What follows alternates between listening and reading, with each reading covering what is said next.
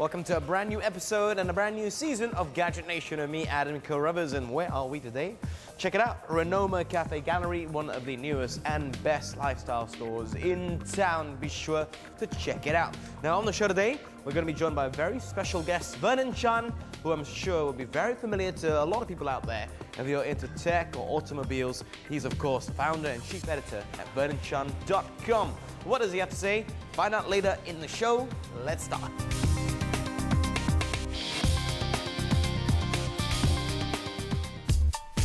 Nokia announced the expansion to its existing mapping platform, calling Here. The platform comes accompanied by a new web portal which is already live at here.com.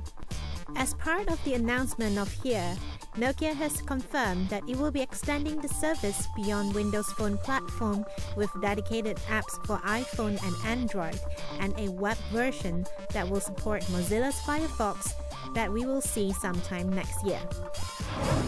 Microsoft launched a preview of Internet Explorer 10 for Windows 7. Previously, Internet Explorer 10 was only available on Windows 8. According to Microsoft, the update includes the same standards-based platform that Windows 8 users received.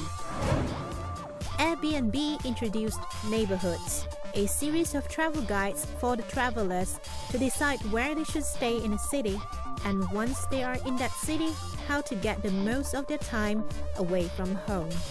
When users look for accommodations in a city with neighborhoods enabled, they see a series of suggested filters to help them narrow down their choices to specific locales. Windows 8, I'm sure you've heard a lot about it. I know that I certainly have. Now, it's effectively reimagining of Windows and Microsoft as a brand. Now, why is that so?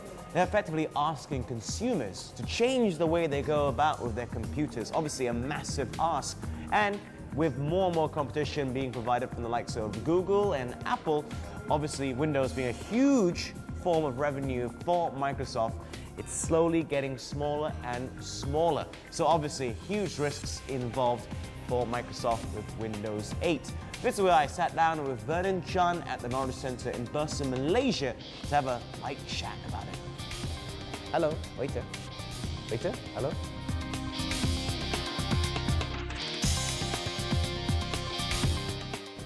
Joining me here today is Vernon. Very good to have you back here on the show. We've seen you here before.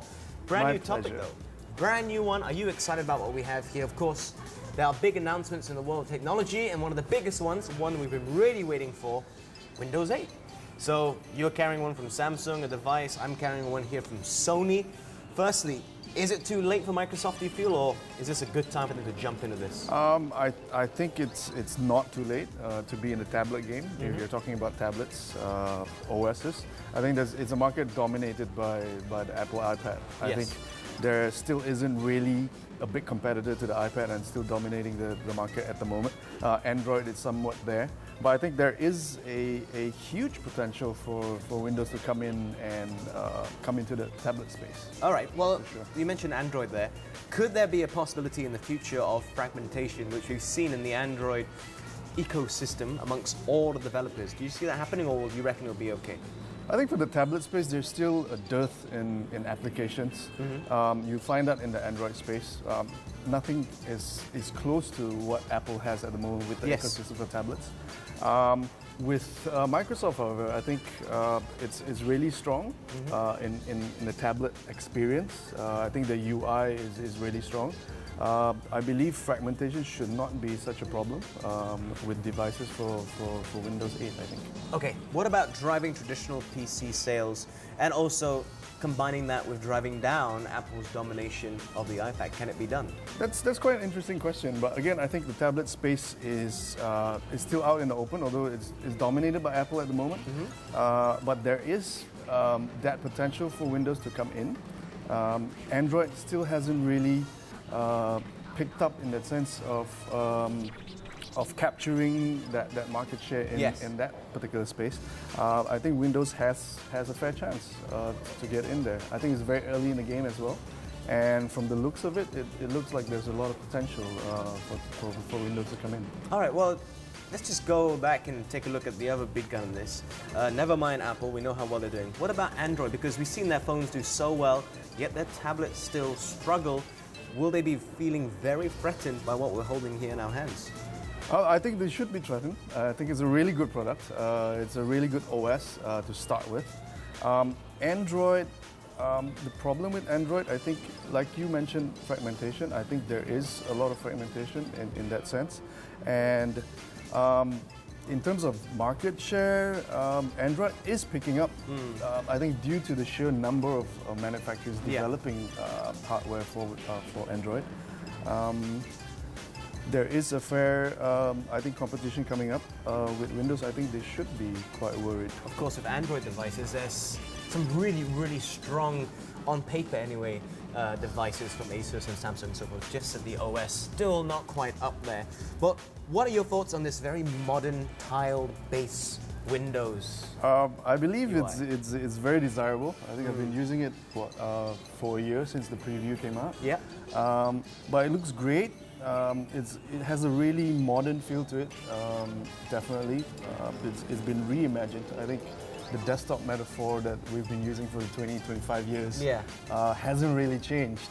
And Microsoft has kind of came in, reimagined it, redeveloped it from ground up for touch devices. I think it's really exciting. I think it's very intuitive.